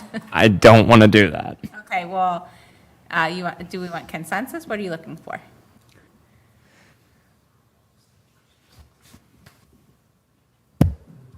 I mean, so Yeah, I guess who does it? So in the past, I believe we had like an event permit to hang things. So this is, so let me ask you this: Do we have time that if we approve something, we can get an event permit and make this happen by the 1st of October, or does that have to be approved at a? it's our vote, but the 1st of October is a Tuesday and we have a council meeting that night, so. But we're not going to have a plan by then, so. So is that just completely off? Event No. permit to hang some light bulbs, right? Do- They could do an event The permit. event permit would be to, like for Katie's Corner, it was to hang, the event was, like for a week of remembrance, and they had permission to hang things on our poles. And That's what the event permit was. do they need a permit if we're just talking about the string lights in front of the Yardley mural? Is my question. No, because nobody's ever. No one's ever done it that way. Sorry, I didn't mean to interrupt. Okay. Yeah, so let's make a We decision. have pink light bulbs. Well, I was going to bring that up, that I think whoever is Yeah. sponsoring something should probably contribute to the cause, because we Well, don't. they have Pink. the shields, they don't have, they're not, I don't think they have little tiny bulbs. I mean, they're not expensive, and whatever, okay. I mean, so anything we approve tonight is no cost to the borough. So if it's going to cost the borough money, we're not going to do it. How I would vote, for the record. Okay. I would like to have a plan. I'm fine with these two entities working with businesses to do anything they want at the businesses and doing something in Buttonwood Park that's small. Okay. But I don't approve covering all of our lampposts up and down. Would you approve covering a few lampposts in Buttonwood Park? I don't know. I don't Potentially. like the idea of covering our streetlights with film. I Okay. don't think it's safe. I think they hardly give off enough to get to your car, so. Okay. Which in Buttonwood Park, I think we would want as much light as possible, especially in Buttonwood Park. Right. Where senior I walk citizens to my seem to car there at night get and it's things. hard to see. Yeah. That's my personal opinion, but I'm only one of 6, and I'm happy for anyone else to throw anything else out. But let's move along I here. agree with you. I think we need to keep our lights available white so that we can see. Meaning the streetlights, right? Yeah. I think what we could do is maybe not do it this time and see what the other boroughs around us look like when they're doing it, and then maybe we could reconsider. But in all seriousness, Gonna send us a video of her walkthrough at Newton. All right. No, I think- So are we all aligned that the businesses will do their thing, they can do a little something with the string lights? I was just told the businesses would front the cost. Should I? For what? I would just received a text that said the businesses are willing to front the cost if there's a cost. Okay. So So if there's a cost to do the pink lights, At the mural. Christmas lights in the middle. right? is everyone aligned with that plan for this year until we have a plan? And maybe that looks like there are literal pink lights that you can buy, and maybe that looks like they somehow see if they're, because, David, are the lights at the mural currently blue and yellow still? No, it's a They're multiple colors. Mud. We still have the white lights somewhere from 3 years ago. We do have white lights, but I'm not sure I understand. Do you mean that you would have them wrap white lights? Well, that's what they were going to do with our street lights. Yeah, but these lights are only this big. They're like incandescent, right? They're like regular base. Yeah. Right, okay. So you can buy pink lights that are just straight. I'm not claiming to be an expert on how this works. I'm just the messenger on all of I this. think we're overcomplicating this. I am now adding this to my resume, though, pink light expert. Okay, so we're good. Okay. They can do that, that's fine. So- You'll come back with a plan. All right. I think I would like, do we need to make a motion and do this, or what are we doing? No. What do we need to do? We have a consensus? On that, if they would submit an event permit for the first, I think that Okay. would be for the best. So an event permit, and we're willing to do the string lights in front of the mural. And they can provide and cover the cost of whatever that looks like to have pink string lights. And then we will promote on social media, on the borough website, this is what this is for. Okay, so Yeah. Yeah. that's what we're, Kind of seems silly. that's what we're in agreement on. That's it. Okay. On that note, before we move off this topic, okay, so pink lights, we got that taken care of. And they can buy pink lights. I just received confirmation of that. The purple ribbons, do we want to make a decision on that so that we can respond to the person who asked? Or is the just I feel like they definitely need a permit to purple ribbons on. Sure. So there's a permit no matter what for whatever we're doing. Yeah. I would agree with that. Wrap something around borough property? Yeah, I think so for, and then they're gonna have to work out the dates, so, So we don't need to, 2 weeks or something, I don't know. so we do not need to vote on that either then. They can just apply for the permit and both of those can be on the table at the October 1st council meeting. Yeah, but I assume they're gonna wanna get supplies before then, so. I can't see council voting against that. We don't usually deny any permits. Right. I just want to know if we can, what we should go back to Give them and a let them. tentative, probably okay, and then have them submit the proper paperwork. Okay.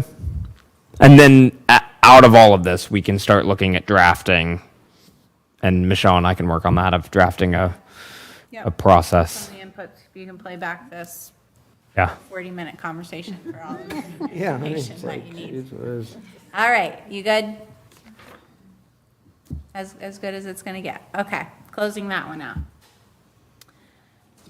Councilperson Finer. All right, is this the last item? Okay. Let's try to make it Am I quick. supposed to introduce you now? I think it went under C and CED, but I think Oh, it's okay. sorry. I'll take it. As I just know that I talked to them as about it today. chairperson of the CED, that would be the Community Economic Development Sorry Committee. I'd for like to using turn this over to my colleague to my far right, Ori Finer, to talk about, what are you talking about? North Main Street. North Main Street, that's right. Thank So- you. And it is community and economic development as well. So Of course, there's a lot of yes. crossover between these committees. So I'm going to just give a quick background. There is a property on North Main Street, just at the edge of the heart of Yardley, near the Yellow House. That property is owned by a gentleman named Tim Rutterow. Tim and his late wife, Judy, bought that property as a developable piece of property with the plans to build a house there. They have the rights to do so based on previous zoning proceedings. And in a tragic twist of the plot, Judy passed away unexpectedly. And the result is that Tim decided to do something in her honor, which is this property, incidentally, is appraised at somewhere over $300,000. And of course, the neighbors are not crazy about there being a house there because it's in the flood zone and there's a creek there that can flood. At the same time, they can't do anything about it because that's already within his right to do so. However, he has decided, in honor of his wife, who was a lover of nature and strong member of the community and charities, very active in that place, to create this this sort of to donate the property to the borough for the purpose of the community to enjoy a space of kind of like a sanctuary garden where you can come, sit for a bit, meditate, just be in a nice environment with flowers around, peaceful, quiet, low-key, and for that to be kind of in her memory, something that would stay here for centuries. And he's gone as far as assembled a group of dozens of his late wife's friends who, in her honor, would plant and maintain the grounds so it continues to be beautiful year-round. And so he came to the borough earlier this year to explain what he wants to do. And some of the tricky part to this, when you start to get to the legal aspect, is that the property is not zoned for that use. It's zoned for a house, or you could put a library on it or a municipal building. So the idea is to go through zoning and get the use of this garden approved by zoning, which is beneficial to everyone. Of course, it's a huge benefit to the borough because we have only 1 square mile of space here, and now we're going to have this beautiful garden sanctuary. He also has purchased a very beautiful sculpture by a Ghanaian sculptor to put there as a focal point. And it'll be very natural. That's the idea around it. He created a sketch for it to kind of show as a general guideline what it would look like. But, you know, we don't want to get into the nitty-gritty of design. That'll be for later. Right now, we want to get the general use approved by zoning so we could move forward. And the other stipulation, well, it's 2 stipulations. One is that the property has to be granted the right for this use by zoning for the donation to occur. 2 is it has to happen by the end of the year. And that's, tax reasons or whatever. So these are 2 things that I think it's pretty uncontroversial that it's a massive benefit to the borough and to the residents. We want to make sure we get our ducks in a row to get this done properly, because if we don't, we're going to wind up with a house there, and that's what we don't want. And so it's a great opportunity. Now, that leaves us with having to take this to zoning, and because nobody gets preferential treatment in the borough for zoning, even we have to go through the same process that our residents go through. So we need to do new calculations of what the effects on stormwater are and impervious surface and all those types of things. Even though we just have a rough sketch, even though we haven't all gone over it and designed and gone through, do we want stairs? Do we not want stairs? Do we want a ramp? Do we not want a ramp? These are all details we'll work out, but for now, we need to put something through so that we get the approval for the use. And then the property would be deeded for this particular use of a garden/sanctuary space. And just to be clear, this isn't like a big park with parking. We're not building Central Park here. We're talking about a garden. This is, a great solution for the neighbors who are worried about runoff, as well as just being a pretty thing for Yardley to have. So what I'm asking for is, this came to us in a way that we could not have anticipated when we went through budget season. So of course, it's not in our budget. We need to use our engineer, Pat, to go and create the calculations, the minimal version necessary. We also need to use, by his estimate, about 5 hours of the solicitor's time to take this to zoning and present it to them so it can get approved, so we can complete the transfer. I do want to thank Susan Taylor, who's here in the audience, for bringing up the idea of a sculpture, because that came from you and one of our residents, and as a result, things just organically occurred, and now we have a sculpture waiting for a property. So what I'm asking us to do is to allocate, to authorize the engineer and the solicitor to go ahead and put the zoning application together. The engineer estimated a cost not to exceed $5,650 for his work of making this drawing and calculations. The solicitor said about 5 hours at whatever his exact rate is. Paula and I spoke earlier. We looked at how you could make this less expensive. We'll try one last way to make it less expensive. Paula's going to talk to our zoning officer and see if there's anything that can be cut out. But essentially, it costs money to go through zoning. We all know that, whether you're the borough or whether you're a resident, and we need to get it done. It's not in the budget, so this is what capital reserves are for. You've got something, you don't want to lose the opportunity. It's a tremendous opportunity. What I'd like to do is pull that from capital reserves and make sure that in our budget season that we create, by the end of the year, a replenishment for capital reserves, because they really should be replenished, because sometimes things will come up that will happen. And we do already have a budget request in for a little bit to start cleaning up that property once we get it for next year. That is anticipated. This part is not. So should I put a motion on the table, or should we discuss, or how do you want to do this? Motion, and then we can discuss. Okay.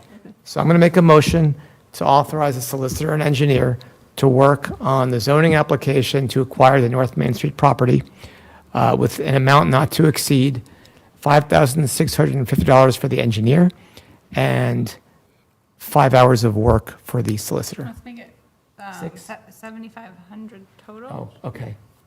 Total, just to make it simple. Scratch what I said about amounts. $7,500 total cost to the borough, not to exceed, and hopefully cost less. Is there a second? Second. Motion was made by Councilperson Finer, seconded by Councilperson Stump. Discussion, Councilperson Chair, are you? Oh, yeah, I had a question. The gentleman that owns the property, I thought he was going to clean it up. Wasn't that, when he came here and spoke to everybody, he was going to work on it and get it all, I don't know, does anybody remember that conversation? Well, what he did was previously the person who sold it to him took the trees down to build a house and left stumps. So he went in there and removed all the stumps. Which is offensive to me and my people. Yeah, they removed all the, And we've been mowing. Oh, okay. yeah. So, yeah, but I mean, I thought he was making the garden since. well, the plan is that through a community effort, many of which people he would supply, we would create the garden there. But that's a later stage. Right now, we're just trying to get the use approved, and we can work on that part. Couple of things. want to thank Ori for all of his work on this from the beginning, having conversations with Mr. Redero about this property and dreaming with him. And all of the emails that Ori has sent to all of the staff at RVE, et cetera, saying, I just want this to be simple. I just want this to be simple. I just want this to be simple. Like, I mean, I probably have 25 emails from Ori saying, I just want this to be simple. And somehow the quote is $7,500. So when Manager Johnson says we are not accepting that as what we're going to pay, I feel very strongly about that. So Ori went to the zoning hearing board and asked them if the rudimentary drawing would be acceptable. They said yes. With that being said, we don't want to hold ourselves to a lower standard than we hold other applicants who come before the zoning hearing board, right? We don't want to say, hey, we're the borough, we appointed all you on this board, so approve our rudimentary drawing. That would not look good in any way. With that being said, $4,300 quote to draft a zoning permit for the proposed acre property showing where the forest is, the stream is, the deck, like kind of what one option for plans seems high. So I am optimistic that that will come down, but we are trying to do this in the most cost-effective way possible thanks to Ori's management of the back and forth. The other thing is I just want to talk a little bit about capital reserves. It's come up several times this year. It's very uncomfortable to spend from savings, especially when we have overruns in our budget and other categories. To me, this is different than the grant applications that were unbudgeted because we knew that we wanted a sidewalk on Afton last year. We knew that we wanted it 5 years ago. We knew that we wanted a sidewalk, that extends past North Main last year. This landed in our lap this year, and it was truly a surprise. And I think that's what our reserve funds are for. I think it would be a real shame to let a house be built when someone's trying to donate the property to us. So even if we end up running up to the ceiling at $7,500, I think it's money well spent. That's just my opinion on the budgeting piece. Go ahead. And then through the budgeting process, we will, Mr. Freiner, what I heard you saying is we're going to come up with a plan to replenish money into that account. We're not just taking money out of the account and walking away. Yeah, that's a separate issue, but I'm Correct. strongly in favor of us finding a way to replenish funds like that, because there are times that things come up that's what it's for. The word reserve is, Right. we didn't expect that. I'd much rather this be the issue than a flood, but we should be ready for floods too. And then one more thing, if I could add, about your one of the cost-saving moves we're trying to do right now is coordinate between the engineer who worked on the house plan and get those files to Pat, the engineer, so he doesn't have to recreate all of that. He's got a basic AutoCAD file, and he can just change and dump in, take out the house and put in a couple of paths and benches and call it a day. So there are ways, but we need to get the authorization because we're in a limited time frame. Unfortunately, that was already included in the exclusions, though. Oh, okay. But yes, that will help. Mayor Harden. So I promised Chief I would stop talking, so I will try to make it quick. Two things. I don't know where it falls in the process, but please don't forget that the Rajans were here involved with that property, that there's an encroachment, and maybe there's some point, whether it's now or down the road, to resolve that at the same time. And secondly, I think Judy's Garden is a wonderful name, and if that's what the owner wants, that's what it should be, but I think at some point that should be approved also. So it just doesn't kind of catch that name, it's a formal approval. So that would be my 2 points. Yeah. Absolutely. All right. I'm sorry, just one last thing, if you don't mind. Absolutely. So may I be as so bold as to say, there's not many opportunities like this, and this is truly it's truly a gift to the community. And may I be as so bold as maybe to suggest, I don't know what you're going to think of my idea, to the engineers and the law firm that, maybe this is the time to get your name on a nice plaque and donate your time. I'm talking to you, because I think normally we would never do that, but I think in this case, it's something that is going to be so valuable to this entire community, and it would be just a great public relations for them, and heartfelt thanks from all of us. So if you're listening, It's a beautiful idea. Thanks for suggesting that. It's an appropriate spot for that. you can call them tomorrow. I don't want to be the one.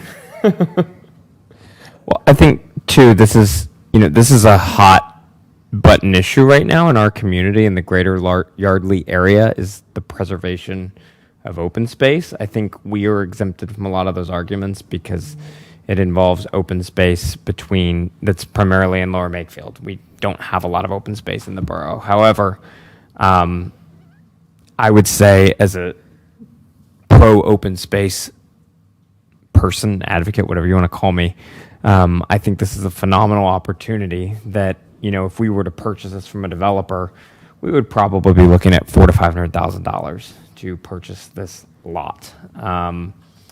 This is being gifted to us, and we're talking about spending not to exceed $7,500, possibly $0 if Councilman Applebaum's idea is accepted. And we're going to preserve open space because if we don't do this by the end of the year, the lot is most likely going to be sold and there's going to be a house there. And so what we're not doing tonight is we're not finalizing plans. We're not finalizing, it will be called Judy's Garden and it will be here and this is what we're going to do. But we're taking the next step forward to preserve open space, which I think if we had all of the residents here filling these chairs, I'll be as bold to say I think there would be a lot of people that would be in favor of that. And I think if they woke up tomorrow and saw the sign that the house was going up, they would say, what the heck, what did council approve last night? Yeah, about the plaque, Another one or other made. Mr. Rutterow specifically said that he did not want to have a plaque with his name on it in the garden, and I have some discomfort about having a plaque that said made possible by RVE and Curtin and Hefner without knowing if they'll say yes when they donated $5,000 and $2,500 and Mr. Rutterow donated $350,000. So I don't know if that really makes sense, but we can explore it. But I think we can figure that out later, right? Yeah, I mean, I think that's a really good point, and I think if anything, and this is for later, not for now, but the only party that there should be a plaque there is Judy, is about Judy, and how, kind of. Maybe that's a sign. If he doesn't want a plaque, we'll just do a sign. Something to, because I think that's the honorable thing. But yeah, I agree, it's not one of those. But it could also go, somewhere else. I'm sure that RVE, I don't know if the solicitor does, but RVE has a list of things that they've done to help the community. But Lori, they have memorial benches. It's you give people a place to sit and you have, I mean, it solves many problems. Well, the memorial could be the sign that says Yardley Borough, Judy's Garden. I think Mr. Rutterow just doesn't want this to be a big fanfare about him. He just wants a place that honors his wife. I would ask him if he wants a memorial bench. Exactly. Sure. Yeah. A little bit more acceptable, I think, than a plaque. Okay, so we have a motion and a second. We have some thoughts and feelers about benches and plaques that we will pick up at another time. Yes. Any further comment from the public? I can't remember if I gave the public an opportunity. All right. All those in favor, please signify by saying aye. Aye. Any opposed? Any abstentions? Motion carries 6-0. I would entertain a motion to adjourn. Is there a second? Motion was made by everyone, seconded by everyone. Meeting adjourned at